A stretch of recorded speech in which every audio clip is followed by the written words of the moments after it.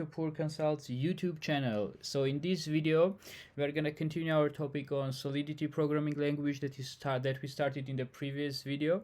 And in this second part of this series dedicated to Solidity and decentralized applications, we are going to concentrate more on theoretical part. There are some concepts such as variable types, the general syntax of Solidity, and a little bit of boring stuff that we need to take it out of the way first. Then we can go on to actual examples.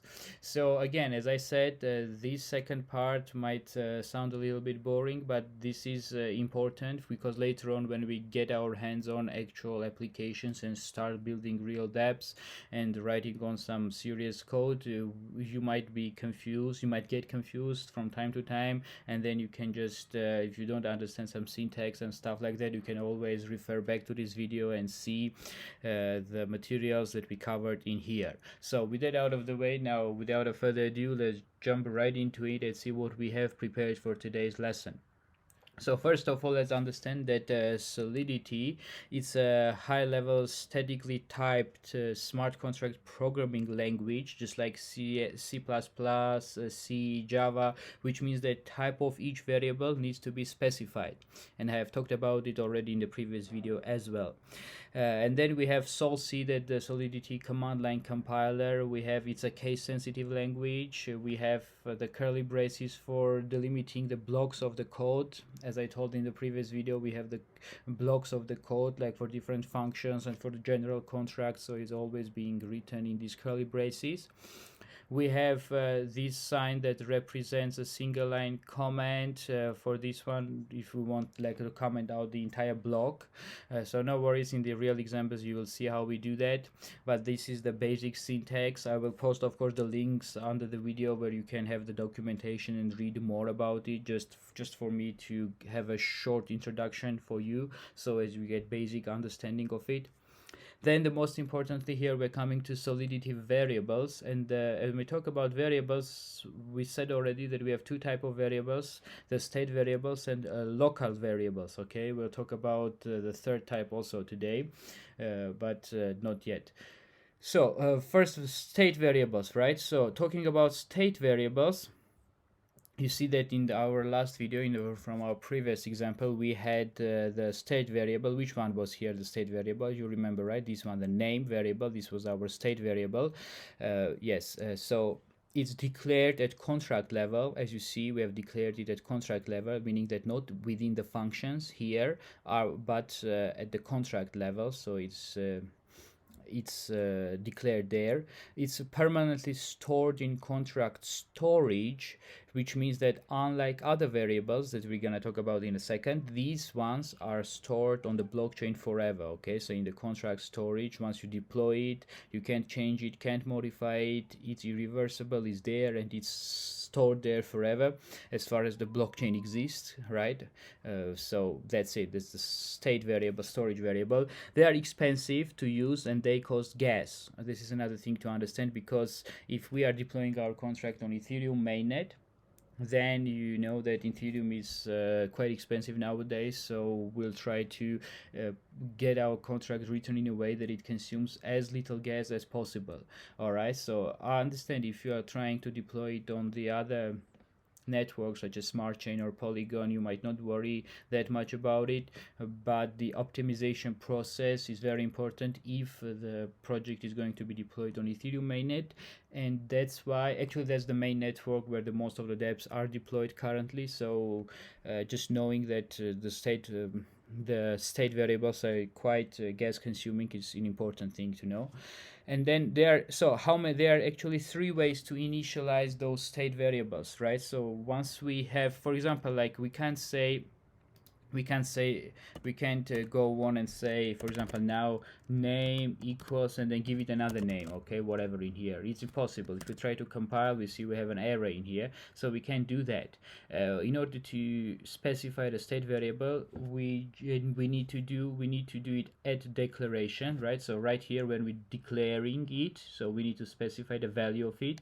And then we have two more ways. The second way is by assigning a value in the constructor function function, which so constructor function, it just initializes the values of your state variables whenever you deploy your project. Okay, so it automatically executes when getting deployed. All right, so we'll talk about it and I'll show you how to write down the constructor functions. Of course, we can't go anywhere without it, but just for you to know that the constructor function, it gets executed once you deploy, and then you can initialize the values of your state variables by setting them in the constructor function. And the third type is by assigning the values for state variables in the setter functions. Okay, so what are setter functions? In the last video we talked about getter. If we try to, as we did last time, if we compile and then if we deploy it now, you remember we have how many? We have 3, right? We should have 2. We should have one getter function, yeah, and then we have 2 setter functions in here.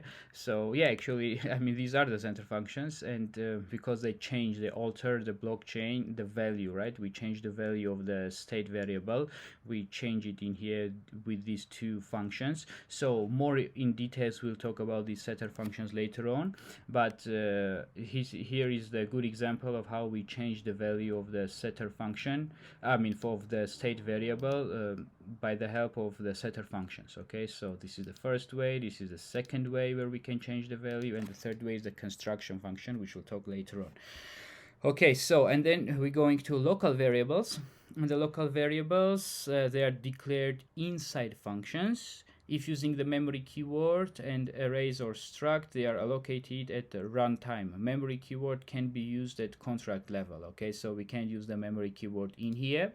However, as I told again previous videos, this memory keyword indicates that these variables value that we assign to them are very short, have a very short life. So once they pass the value to this name variable, then they just are gone. So I mean, that's why we need the memory keyword in here for some of the local variables, and those local variables are of a type string, arrays, mappings, and structs. Yeah, so if the variable is of a type string, then it should go with the keyword memory. It's like a computer's RAM, yeah, not the hard drive but the RAM. So that's why. But these variables are the local variables, okay, and they are being written like in the function, okay, the functions level, and that, yes, so they have nothing to do with these state variables, which are stored on the blockchain, yeah, in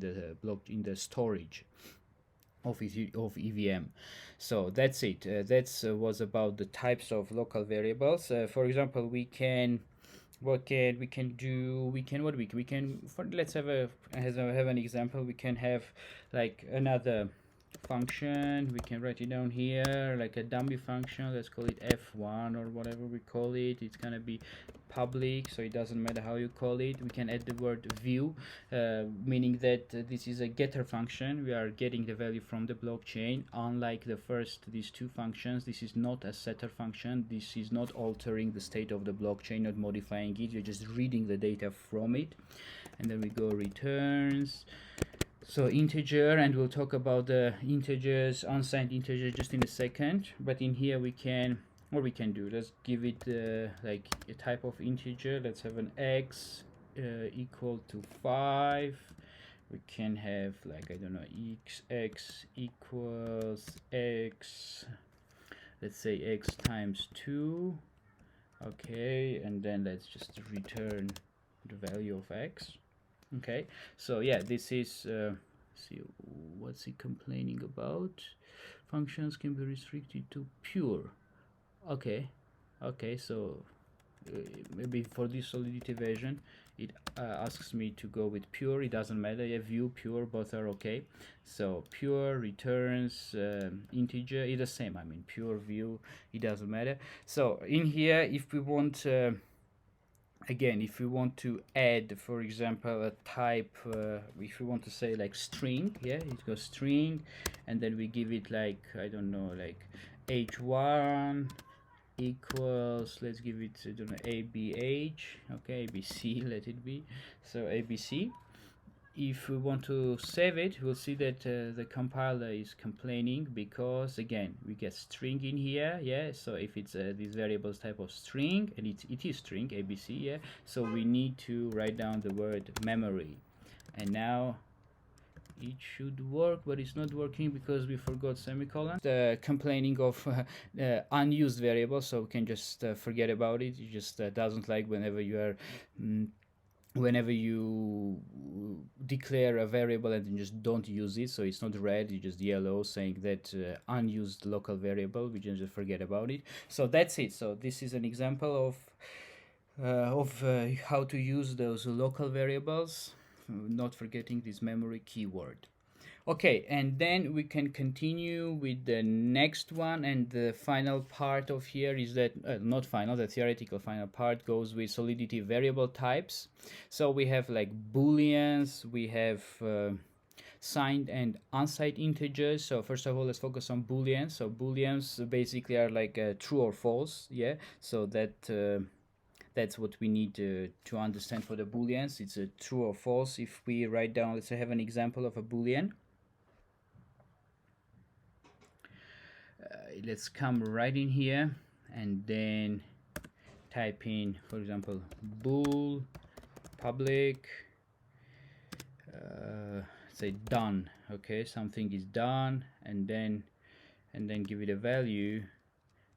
Actually, if we don't give a value, if we leave it there and then save it, if we forget about it and if we redeploy our contract, I just want to show you what's the value of boolean. Is it false or true if we don't declare it in here? Okay, if we don't declare it, then the value goes to false. Okay, so you need to remember that if you don't give it a value, assign a value to it, then by default it shows you the false. Okay, and then if we can just give it like true, all right, and then save again.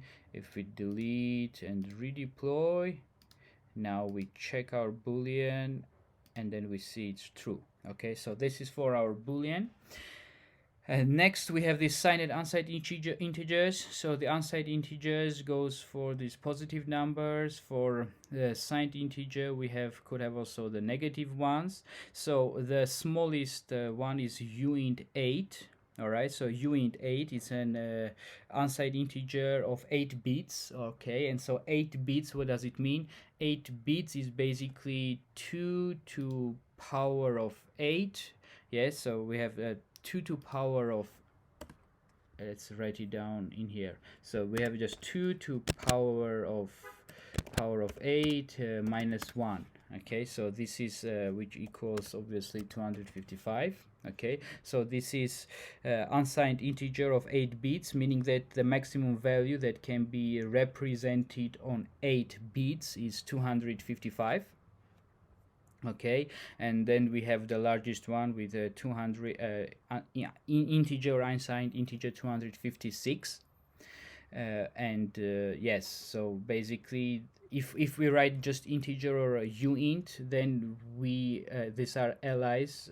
I mean, int is allies to int 256, and uint is allies to uint 256, meaning that if you don't mention the numbers in here, this goes, I mean, just int means 200 int 256. Yeah, so just for you to know it, int 8 has the maximum value of 255, and I mean uint. And so for integer 8 should have, because it can have negative numbers as well, so it's like minus 128 till 127, because if you subtract from this number 128, you will have 255. Yeah, that's exactly the number. Yeah, if in the center is a 0, then we go from here 127 and then go to the left minus 128, so it again together comes like 8 bits. Okay, 8 bits.